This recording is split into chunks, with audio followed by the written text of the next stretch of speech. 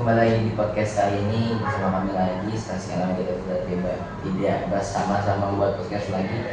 Dan pada podcast kali ini kita akan membahas tentang kebudayaan dan ilmu pengetahuan teknologi sebagai anugerah Allah yang berdasarkan pada bahan Alkitab di 1 Korintus pasal 9 ayat ke-19 sampai 23 dan Keluaran pasal 35 ayat 30 sampai 35 dan terakhir yaitu ada di Amsal pasal 1 ayat yang kelima.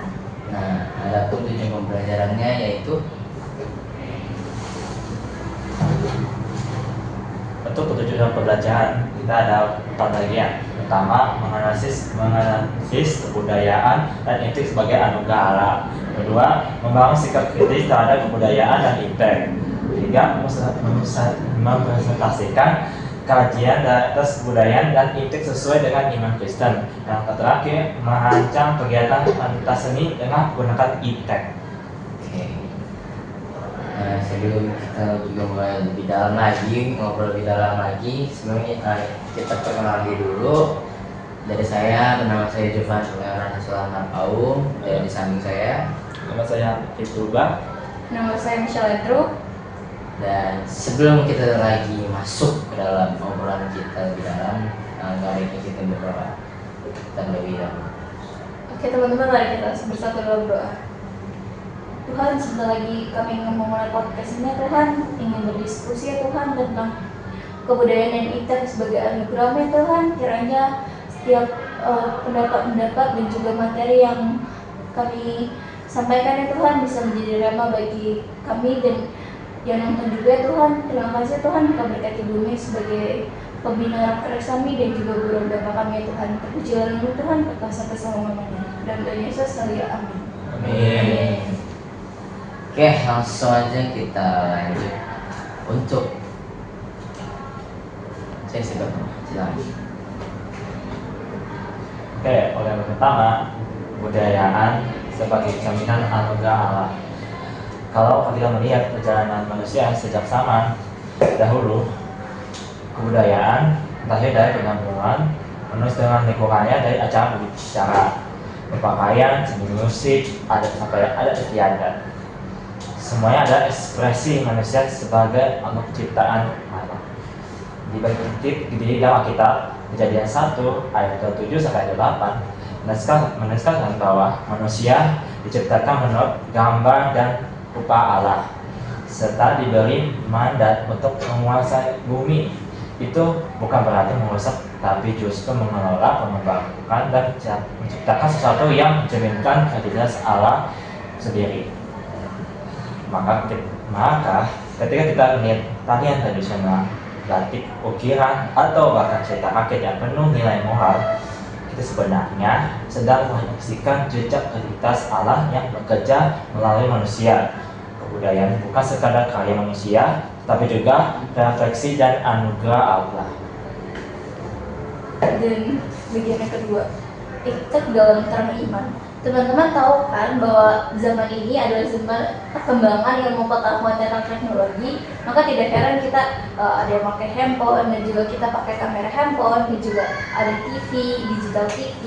Nah, seiring berkembangnya zaman, ilmu teknologi itu semakin pesat dan juga beberapa teknologi itu semakin canggih dan tak terkira ya canggihnya tuh sampai ada robot bisa bersihin rumah dan robot yang bisa ngomong. Itu kan kayak gak pernah terbayangkan oleh zaman dahulu, orang-orang zaman purba itu bahwa akan ada robot yang bisa bersihin rumah tuh. Nah, jadi sekarang kita lihat nih bahwa ke arah lain iptek ataupun ilmu pengetahuan. Banyak orang berpikir bahwa ilmu pengetahuan dan teknologi itu sekuler, jauh dari Tuhan. Padahal kalau kita renungkan, kemampuan manusia untuk meneliti, menciptakan ilmu pengetahuan dan teknologi itu dan mengembangkan teknologi adalah bagian dari hikmat Allah yang ditanamkan dalam diri kita. Alkitab berkata dalam Amsal pasal 6 ayat yang Alkitab berkata dalam pasal 2 ayat 6, Karena Tuhanlah yang memberikan hikmat, dari mulutnya datang pengetahuan dan kepandaian. Jadi pengetahuan yang berkembang dalam sains ataupun teknologi dan penemuan teknologi itu bukan kebetulan, melainkan karunia daripada Tuhan. Teman-teman bayangkan saja, dari alat sederhana untuk bertani seperti traktor ataupun keledai yang diangkut pakai gerobak biasanya kalau di kampung-kampung. Sekarang beberapa alat seperti traktor yang lebih modern lagi dan lebih canggih lagi sistemnya. Jadi iptek bukan suatu yang harus ditakuti, tapi justru harus dipakai untuk kemuliaan Tuhan. Benar. Tapi kalau kita sedikit masuk ke arah tantangannya sih dan tanggung jawab kita sebagai manusia, nah kita pun juga perlu jujur gitu. Di dalam kebudayaan dan iptek ini tuh bisa dipakai dengan cara yang salah juga. Nah, kebudayaan itu bisa jatuh ke dalam penyembahan berhala, terus perpecahan. Nah, penyembahan berhala tuh sekarang kita buktinya lebih asik untuk bermain handphone daripada berdoa, baca kitab tiap hari, berdoa tiap kita even tiap menit harusnya. Nah, dan di sini juga dibilang kalau itu juga bisa menyebabkan perpecahan dari iptek ketika jatuh ke dalam cara yang salah. Dan di sini yang dimaksud adalah perpecahan, yang dimaksud adalah zaman sekarang media sosial sudah semakin canggih dan semakin banyak juga isu-isu yang bisa diangkat secara faktual ataupun gak faktual. Nah, makanya itu kita sebagai umat Kristen, orang percaya yang bijak dalam menggunakan media sosial, karena ketika kita salah langkah, ibarat kata kita terima informasi tersebut dengan apa adanya tanpa kita saring lebih lanjut, maka itu bakal menciptakan suatu perpecahan. Karena bisa juga kita ada di tim pro atau di tim kontra. Nah, berbahaya banget tuh kalau kita bisa di tim kontra, karena apalagi kita nggak tahu inti dan permasalahannya tapi kita ikut-ikutan. Nah, itu dia kenapa di sini salah satu dampaknya itu adalah dampak negatifnya itu adalah penyembah berhala dan perpecahan karena itu juga, teman-teman. Nah,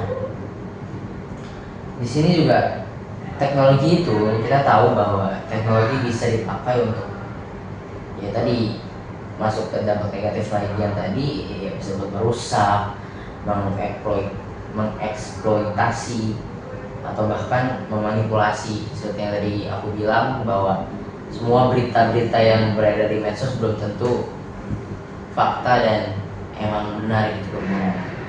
Nah, karena itu kita sebagai orang percaya balik lagi harus bertanggung jawab buat melakukan untuk ibaratnya untuk nimbrung di dalam suatu forum media sosial itu kita harus bisa yang namanya menyaring, yang harus bisa namanya mencari faktanya dulu, baru even kalau misal kita mau menyampaikan suatu pendapat terhadap masalah tersebut atau terhadap berita tersebut, kita bisa tahu kita dukung yang mana dan kita bisa tahu kebenarannya itu seperti apa gitu. Nah, seperti yang diingatkan oleh Rasul Paulus yang tertulis dalam 1 Korintus 10 ayat 31, jika engkau makan atau minum atau jika engkau melakukan suatu hal yang lain, lakukanlah semuanya itu untuk kemuliaan Allah. Nah, seperti itu kan kebudayaan dan iptek, teknologi gitu. Kebudayaan kita di sini sukunya jelas beda-beda ya. Kita samakan apa? Kita Batak, minoritas. Dan di sini dengan Michelle sebagai Chinese sempurna. Chinese jadi Ya seperti itu ya. Itu namanya suatu kebudayaan. Apalagi kita hidup di Indonesia gitu kan, teman-teman. Indonesia kan dikenal dengan kebudayaan yang begitu sangat melimpah. Nah, di sini mau dibilang ditekankan bahwa kebudayaan itu semua kita lakukan, ada adat istiadat, ada mungkin intinya yang berbau dengan adat lah. Nah, itu semua kita harus usahakan untuk tidak melenceng dari firman Tuhan. Jadi semua itu kan diberikan untuk Tuhan ke kita, untuk kita kembali lagi ke Tuhan. Jadi ketika Tuhan memberikan kebudayaan itu terhadap kita, kita harus bisa untuk membuat kebudayaan tersebut juga nggak melenceng dari jalan firman Tuhan. Jadi misal ada yang kepercayaan yang dulu mungkin boleh kita lakuin yang emang masih bersangkut paut dengan Tuhan gitu. Kalau misalnya keluar dari daerah sana itu opsional. Saya nggak melarang, tapi aku juga nggak menekankan bahwa itu gak bagus atau bagus karena saya terlalu orangnya. Dan di sini juga kita mau yang tadi selanjutnya teknologi itu bisa kita kayak dari dulu. Sebenarnya teknologi kita ini berkembang itu waktu pada saat COVID. Setuju nggak sih teman-teman? Waktu pada sebelum COVID kita kenal handphone yang masih sebelum handphone yang dulu handphone pun nggak ada yang layarnya touch screen-nya mah. Dulu sebelum COVID tuh handphone masih zaman-zamannya ada touch screen, terus di bawahnya masih pakai keyboard, terus juga HP-HP masih jadul. Tapi setelah COVID, adanya wabah COVID tersebut, kita harus berinteraksi dengan teknologi yang semakin lama semakin baru. Dan sekarang ya setelah yang ada wabah COVID tersebut, itu juga membawa dampak ke kitanya. Jadi teknologi kita juga semakin maju. Nah, kita sebagai sumber daya manusia yang percaya akan Tuhan, kita harus bisa menggunakan teknologi tersebut dengan baik. Gak yang too much buat apa-apa handphone, ibadah pun handphone. Orang terkadang kan kita harusnya ibadah, zaman dulu aja ibadah kita harus bawa kitab. Orang kalau kita keluar rumah hari Minggu bawa kitab, orang tahu kita mau ibadah. Tapi sekarang orang kita keluar, rata-rata banyak orang yang keluar buat ibadah bawanya handphone, karena di dalamnya ada kitab digital. Padahal kan sebenarnya untuk bertemu dengan Tuhan emang ada cara yang oke, cuma kenapa harus ditinggalkan Alkitab gitu? Karena juga balik lagi kita Alkitab, bukan Alkitab digital yang dari handphone. Nah di sini kesimpulannya artinya kita tuh emang diajak untuk memakai kebudayaan dan perkembangan teknologi kita untuk membangun persaudaraan satu sama lain, bukan permusuhan. Nah, kita juga diajak untuk menggunakan teknologi untuk saling menolong dan memberdayakan, jangan malah saling menghina, dan juga bukan untuk menghancurkan. Oke, kita masuk ke dalam sesi pengaplikasian dalam kehidupan sehari-hari. Gimana? Menurut kalian tuh kebudayaan dan etiket itu saling berseberangan gak sih? Berseberangan. Kebudayaan dan etiket. Saya balik lagi, kebudayaan itu kan ibarat kata yang masih kita lakukan, tapi dari bawaan dari nenek moyang kita dulu, maksudnya dari sesepuh adat kita dulu, misal Batak ada sesepuhnya dulu. Nah itu adalah suatu kebudayaan yang mereka percaya. Dan ilmu teknologi itu ada pada tahun masih 1000 setelah Masehi kan, Ke abad 19 lah. nah ya abad 19 setelah Masehi. Nah makanya itu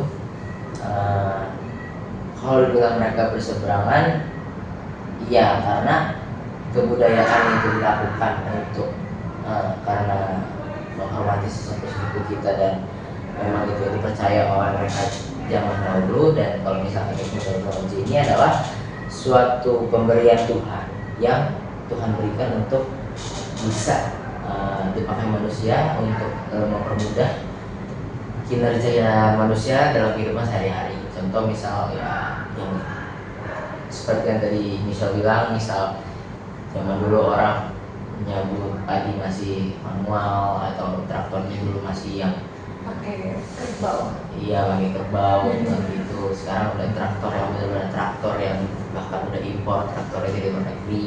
Terus orang itu dulu ngangkut masih pakai gerobak, tapi sekarang orang ngangkut udah pakai truk. Walaupun mobil losbak atau truk, tapi istilahnya mereka udah pakai kendaraan yang benar-benar bisa mereka pakai dalam kehidupan sehari-hari yang memang mempermudahkan mereka dan bikin mereka nggak makin capek juga gitu.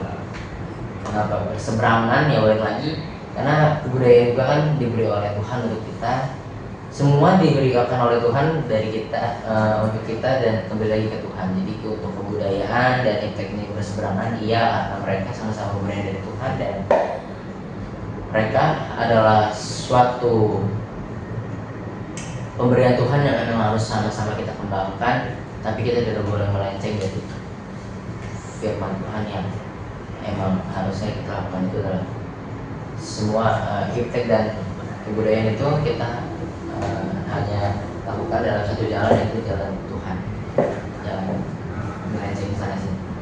Itu sih. Menurut Bapak gimana? Apakah kebudayaan dan iptek itu berseberangan? Sejauh obrolan kita, diskusi kita ini kan Jovan bilang berseberangan karena mungkin menurut Jovan kalau kebudayaan itu harus dijaga benar-benar tanpa ada pengaruh dunia luar. Kalau iptek itu kan benar-benar terus berkembang, terus ugal-ugalan lah berkembangnya, terus gak jelas arah mana. Menurut Alpa gimana? Say with me or not? Itu sama sih. Ya. Berseberangan. Iya. Oke. Kalau dari aku ya, kenapa sebenarnya kebudayaan dan iptek itu benar sama-sama dari Tuhan. Tuhan kasih kebudayaan. Sebelumnya kebudayaan itu kan kalau nggak salah budaya itu artinya akal budi kan, pemikiran kita. Jadi kayak kalau dalam tradisi Chinese kita nggak boleh gini-gini. Kayak misalnya kita ulang tahun tuh harus makan mie biar umur panjang. Terus kalau istilahnya angka hoki itu angka sekian, itu kan istilahnya pemikiran mereka bahwa itu adalah hal yang benar-benar membuat keberuntungan dan ada hal yang membuat kesialan. Dan menurut aku sendiri kebudayaan dan iptek itu emang sedikit berseberangan, tapi banyak terjadi kebudayaan itu diekspos di ilmu pengetahuan. Kayak sekarang kan banyak TikTok kayak seperti kebudayaan negara lain yang sangat terekspos banget tuh kan, sampai kayak dunia K-pop, terus negara Thailand, negara Vietnam, terus segala macamnya kan benar-benar mereka ekspos kan, sampai di negara kita kan nggak disaring berkok, kayak benar-benar langsung dimasukin dalam perfect TikTok.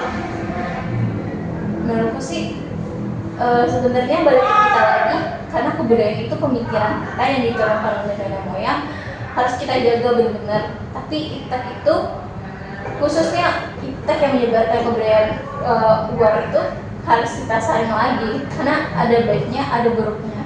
Kayak budaya barat itu dia lebih baiknya itu karena banyak orang barat itu disiplin, tapi banyak orang barat yang suka melenceng jauh dari peraturan negara kita lah. Itu yang harus kita saring, itu sih menurut aku. Itu sih benar. Nah, aku juga sedikit mau tanya sih, that's so simple question. Kayak aku minta pendapat dari kalian, gimana sih, apa sih, kan kita sama-sama udah menggunakan teknologi gitu ya kan, ya masih Gen Z nggak mungkin nggak pakai teknologi. Pertanyaannya adalah, apa menurut kalian pribadi masing-masing setelah kalian menggunakan teknologi tersebut, dampak negatif dan positifnya buat diri kalian sendiri itu apa?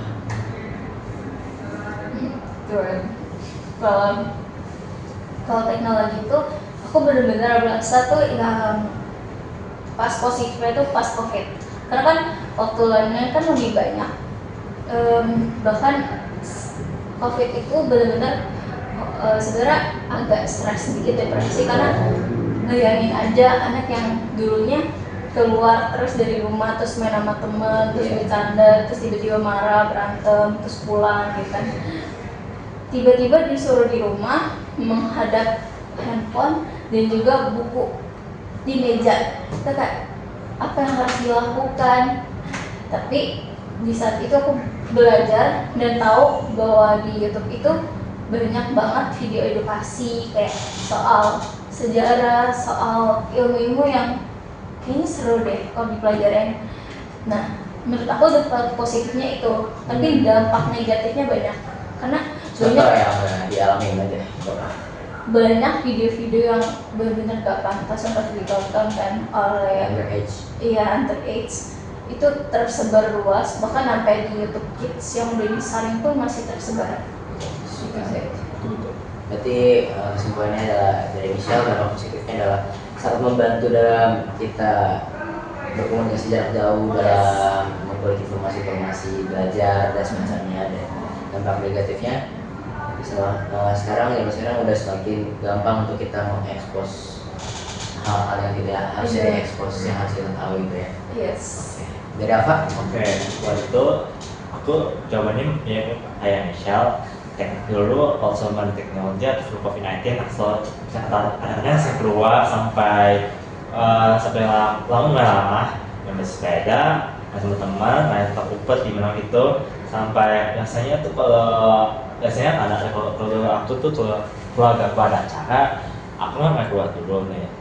Misal nggak telat datang ke rumah jadinya sampai dimarahin sama nyokap. Terus Nah, sampai COVID-19 ada positif juga buat aku ada dikit-dikit. Nah, pertama yes. aku bisa bertemu teman baru tapi yang lain Ya, ya sahabat pena, ya, sahabat Ya. jauh luar negara. ada sih ada di Jauh Indonesia, banget ya Indonesia soalnya. di Filipina yang teman aku. Oke. Nah, ya bagus ya, tapi negatifnya yaitu Ada apa? terlalu sering memegang teknologi atau terlalu addicted, terlalu apa ya? Terlalu apa sih namanya? Menggunakan teknologi terlalu over. Iya, over sampai 5, 6 jam, 7 jam itu terlalu Dalam over. sehari. Iya, bisa sehari. Berarti membuat kecanduan lah ya. Iya, kecanduan ya. Negatifnya. Ya. Oke, berarti kalau sisi positifnya tadi bisa punya tonton baru dari luar negara tadi justru ya kan? Ya. Makin bisa berkomunikasi dengan baik karena zaman sekarang juga kalau apa nggak ngerti bisa ada translate ya di handphone itu boleh translate. Terus kalau dari sisi negatifnya tadi karena bikin kecanduan, Dia bisa dinamik. sehari bisa 7 sampai 6 jam, bisa 2 jam. Ya. Mungkin kalau sedikit dari aku positif, untuk positif sih mungkin ya seperti yang tadi kalian bilang, semakin mudah buat berkomunikasi, buat belajar, terus juga buat kulik-kulik informasi atau terima kabar yang kadang kita sebagai anak Gen Z nggak suka terima berita, tapi sekarang ada TikTok yang kayaknya kita gini, anak Gen Z itu rata-rata orang nggak mau susah buat baca tapi senang banget dengerin orang. Jadi kita bersyukur ada TikTok, walaupun kita nggak bisa terima sepenuhnya, tapi kita bisa tahu berita apa aja sekarang lagi ada gitu. Nah itu dia sih. Nah positifnya lagi To be listener. selain 4 tadi juga kita positifnya kita juga semakin dalam ibadah, teknologi itu tuh bisa sangat bantu kita kayak kemarin COVID, kita live streaming ibadahnya. Terus juga sekarang multimedia gereja semakin membaik karena semakin upgrade-nya teknologi, speaker nggak ada yang nyala, mic nggak ada yang masuk, nggak ada yang keluar masuk, walaupun mungkin beberapa gereja masih ada, tapi untuk zaman sekarang I think it's so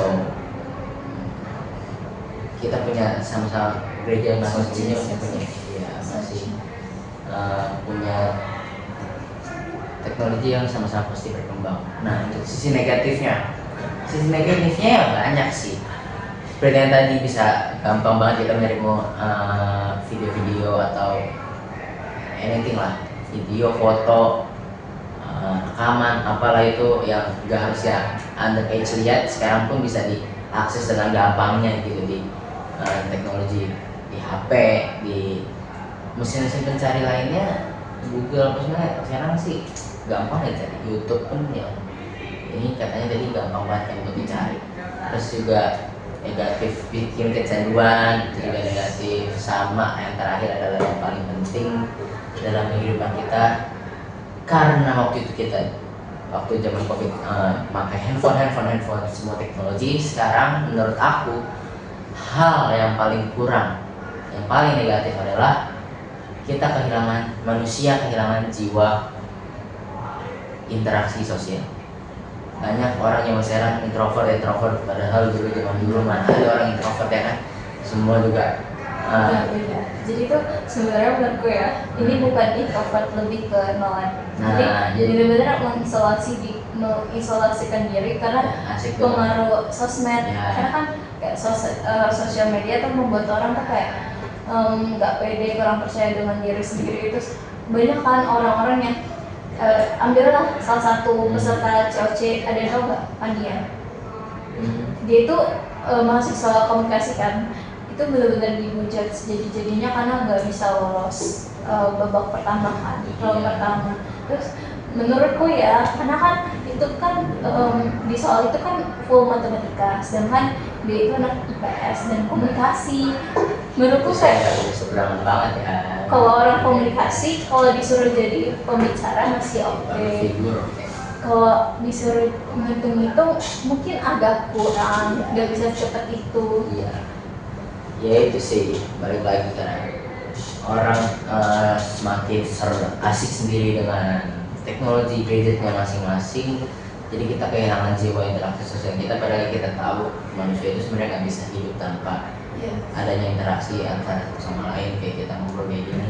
Tapi zaman sekarang banyak orang-orang di luar sana, anak dewasa siapapun itu, yang sekarang mereka pun nggak butuh terkadang, malah mereka lebih butuh handphone.